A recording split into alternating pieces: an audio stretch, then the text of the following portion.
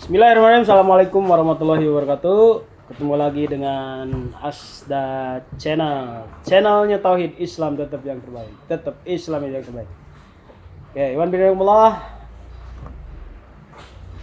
Alhamdulillah berhamin wassalatu wassalamu ala asrofil mursalin wa ala alihi wassohbihi ajmain. Asyhadu an la ilaha illallah wa asyhadu anna muhammadar rasulullah.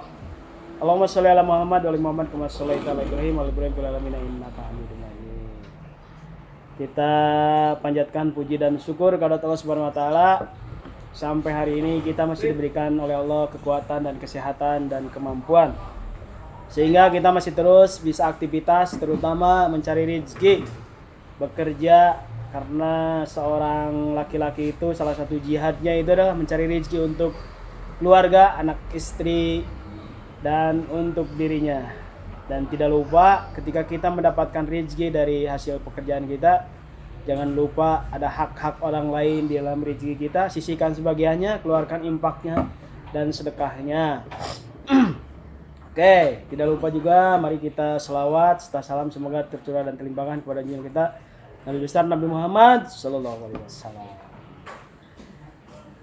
Ya, di pagi ini Kang Asda mendapatkan suatu berita yang sangat menggembirakan sekali terusus buat para buruh dan karyawan Dongkoang khususnya juga yang dimana di hari kemarin, hari Selasa, para buruh dan para serikat, terusus serikat SPN dan SPN distrik Dongkoang pun ikut untuk berdemo menuntut tuntutan kenaikan upah UMR di tahun 2022. Dan Kang Asna mendapatkan suatu berita di aliansi SPN. Mudah-mudahan berita ini bisa direalisasikan oleh para pimpinan-pimpinan di negeri kita, terusus di wilayah Jawa Barat, karena wilayah Jawa Barat di kabupaten-kabupatennya kenaikan UMR hanya 0% daripada hasil keputusan dari Menteri Ketenagakerjaan pusat yang mengeluarkan suatu kebijakan disesuaikan dengan perekonomian di wilayah masing-masing. Oke, Iwan bin Allah. Daripada itu semua, maka saya lihat di WA Group juga ada Bapak Ridwan Kamil memberikan suatu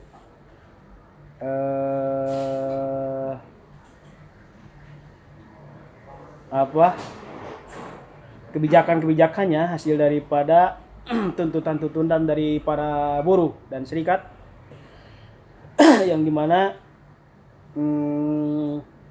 ada suatu perbaikan setelah 3 kali para buruh dan SPN para serikat di wilayah Jawa Barat khususnya di Kota Bandung dan Kabupaten sudah mengadakan ataupun sudah aksi ke lapangan.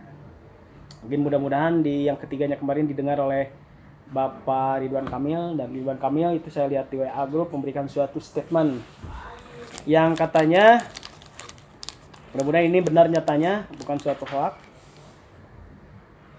Ini saya terima dari WA Group, mudah-mudahan betul. Assalamualaikum, semoga kita semua tetap diberikan kesehatan. Hasil pertemuan para ketua SP dan SB dengan Gubernur Jawa Barat tadi sore, kemarin mungkin sore, melakukan suatu kebijakan ataupun suatu hasil, dan mudah-mudahan ini belum menjadi suatu keputusan yang baku dan tetap. Mudah-mudahan ini menjadikan suatu keputusan. Satu, gubernur tetap tidak akan merevisi SK surat keputusan UMK tahun 2022 yang sudah dikeluarkan. Jadi SK-nya itu sudah keluar kemarin, memang wilayah Jawa Barat ataupun kabupaten itu hanya 0%. Yang kedua, gubernur akan mengeluarkan SK baru, SK kedua terkait pelaksanaan upah Jawa Barat tahun 2022. Jadi setelah ada SK yang sudah ditetapkan tidak berubah, tapi bukan mengganti, tapi ada SK yang kedua. Mungkin apa nanti isinya? Yang dimana di nomor 2A itu bagi pekerja dengan masa kerja kurang dari 1 tahun, upahnya ditetapkan berdasarkan SK yang pertama yang sudah keluar untuk Kabupaten Bandung itu 0%. Jadi di SK yang kedua itu Gubernur Jawa Barat akan mengeluarkan bahwa para karyawan ataupun buruh yang di bawah 1 tahun, jadi ketetapan UMK-nya itu ditetapkan seperti di SK yang pertama. Jadi tidak naik, berarti 0%. Yang B, nomor 2B, bagi pekerja dengan masa kerja di atas 1 tahun, lebih akan ada kenaikan sekitar 3,27% sampai 5%. Alhamdulillah, mudah-mudahan itu adanya dan bisa direalisasikan oleh Apindo dan kesepakatan dan bisa ditetapkan oleh Bapak Gubernur Jawa Barat yaitu Ridwan Kamil. Semoga seperti itu adanya. Jadi yang karyawan yang baru ataupun di bawah 1 tahun tidak naik. Ini dari keputusan nanti SK kedua, tapi SK keduanya itu belum keluar. Masih dipertimbangkan katanya, masih disosialisasikan, masih diobrolkan. Dan yang berikutnya yang di atas 1 tahun, jadi akan ada kenaikan 3,27 sampai 5%. Kalau di tahun kemarin itu UMR itu naiknya itu 3,1. Jadi kalau ini bisa direalisasikan 3,27 ataupun sampai 5% itu berarti lebih dari tahun yang kemarin.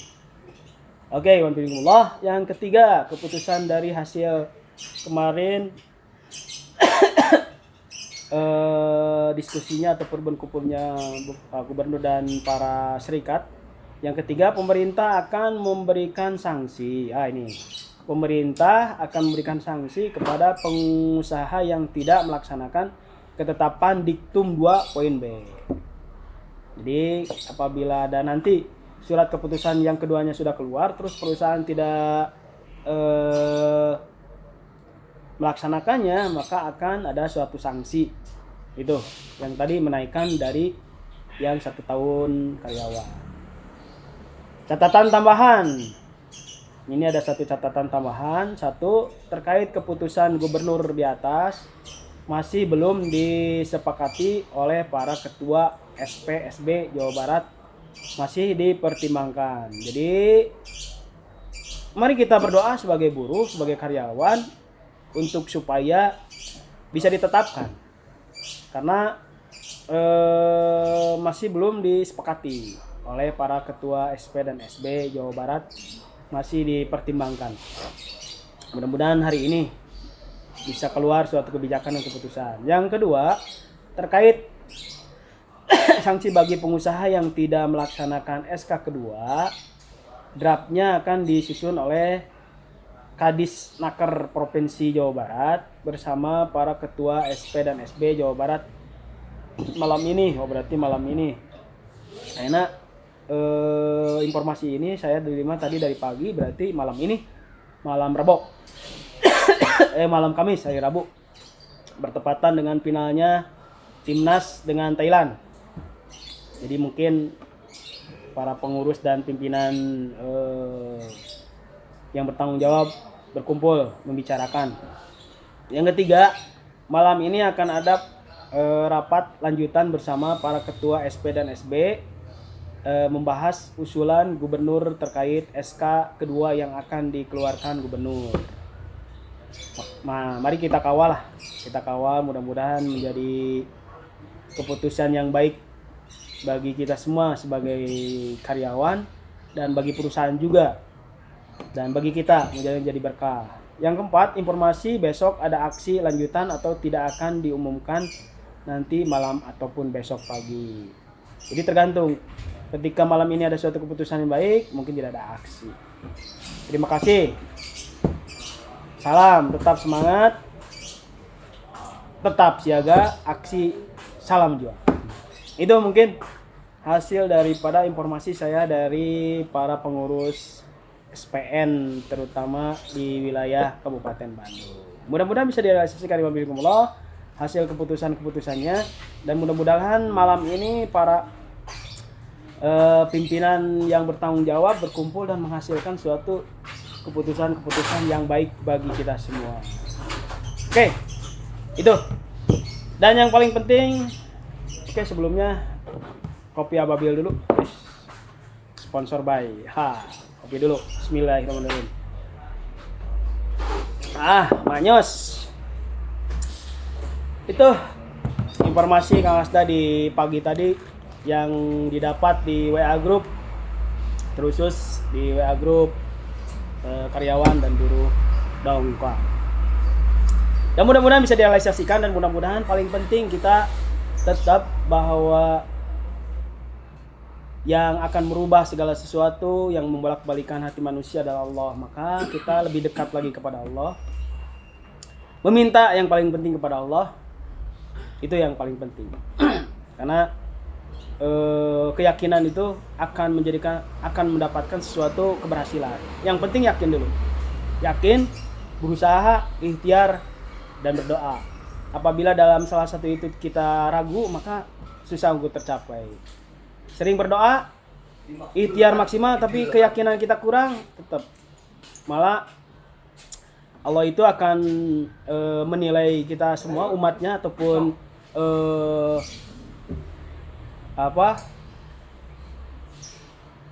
makhluknya ketika berdoa itu sesuai daripada husnuzon mereka. Maka kita maksimalkan yakin. Dan paling penting lagi, ketika kita diberikan apapun hasilnya, apapun pemberiannya, itu sudah ketentuan Allah. Yang paling penting adalah bersyukur. Bukan hanya dalam lisan saja, karena syukur paling berat itu ketika kita mengaplikasikan syukur. Kalau dengan lisan mudah, alhamdulillah. Tapi ketika mengaplikasikan syukur itu adalah seperti apa? Contohnya ketika kita pada hari ini naik dan tidaknya, tetap kita bersyukur. Apabila UMR naik, kita bersyukur. Apabila tidak naik, kita bersyukur. Maksudnya itu bukan hanya dalam lisan saja mengaplikasikannya. Karena apa? Kalau di dalam surat Ibrahim ayat 7 itu, barang siapa yang bersyukur kepada nikmatku, kata Allah, maka Allah akan menambah. Dan barang siapa yang kufur terhadap nikmatku, kata Allah, tunggu azab. Jangan sampai rezeki yang kita dapat itu jadi azab terhadap diri kita, jadi suatu penyakit, jadi suatu bencana, jadi suatu tidak ada berkahnya karena tidak bersyukur. Tapi katanya aku selalu bersyukur dan mengucap hamdalah kepada Allah. Mungkin dengan hamdalah itu mudah. Yang paling berat itu mengaplikasikannya. Salah satunya paling mudah ketika kita mendapatkan rezeki, kita bersyukur dengan lisan alhamdulillah bahamin. Yang kedua adalah memanfaatkannya sesuai dengan kemampuan dan dimanfaatkan sesuai dengan jalan Allah. Jangan dimanfaatkan di luar dari jalan Allah. Hal-hal yang tidak berguna, hal-hal yang sia-sia, hal-hal yang terusus mendolimi diri kita, apalagi bisa jadi mendolimi terhadap keluarga kita, rezeki yang kita dapat. Yang kedua, mengaplikasikan syukur itu sendiri terhadap rezeki yang menerima kita gaji itu, kita bereskan kewajiban kita. Karena di dalam rezeki itu adalah sebagian harta orang lain. Ada hak Allah. Hak Allah, jangan salah. Walaupun hak Allah itu tidak butuh, tapi Allah itu membutuhkan ketakwaan dan keimanan kita. Maksudnya apa? Kalau di dalam surat Al-Baqarah ayat 2 itu, alladzina yuminu bil ghaibi wa yuqimunas shalah wa mimma razaqnahum yunfikun. Jadi barang siapa yang berikan Allah rezeki, maka sisihkan sebagiannya. Kita ada di dalam rezeki kita, gaji kita, sisihkan sebagiannya. 2,5% ataupun silakan saja sebagiannya. Jadi sebelum kita menggunakan apa-apa, kita pisahkan dulu. Gaji kita 3 juta, berarti sekitar 2,5 ya 60 ribuan lah. Kita sisihkan 60 ribu, titipkan ke Baitul Mal, di sana ada amilin, minta doanya. Mungkin nanti amilin ataupun Baitul Mal yang memfungsikan menggunakannya di jalan Allah.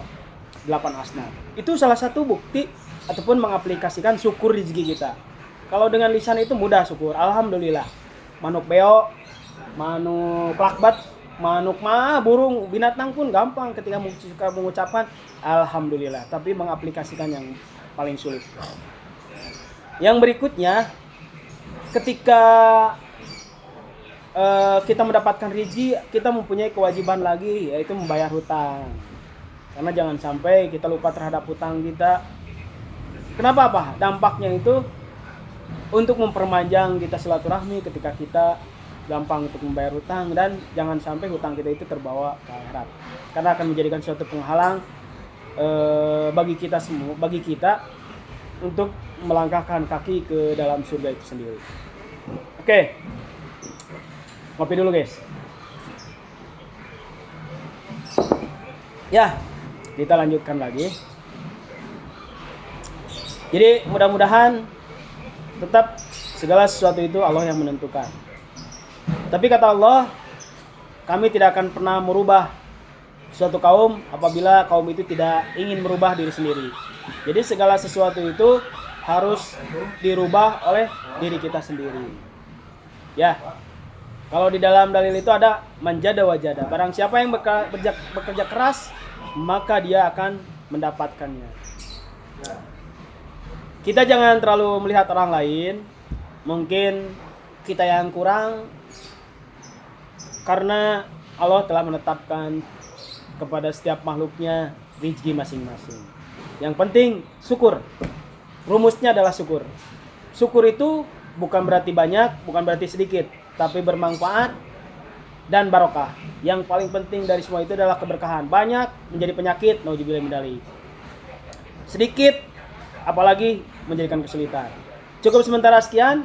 Sebentar lagi, setengah jam lagi Kang Asda akan masuk kerja lagi karena di waktu istirahat. Mau ngopi-ngopi dulu, apalagi ini dengan kopi ababilnya sangat mantap.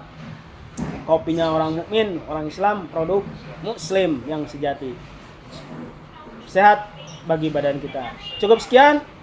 Tetap Islam yang terbaik. Wassalamualaikum warahmatullahi wabarakatuh.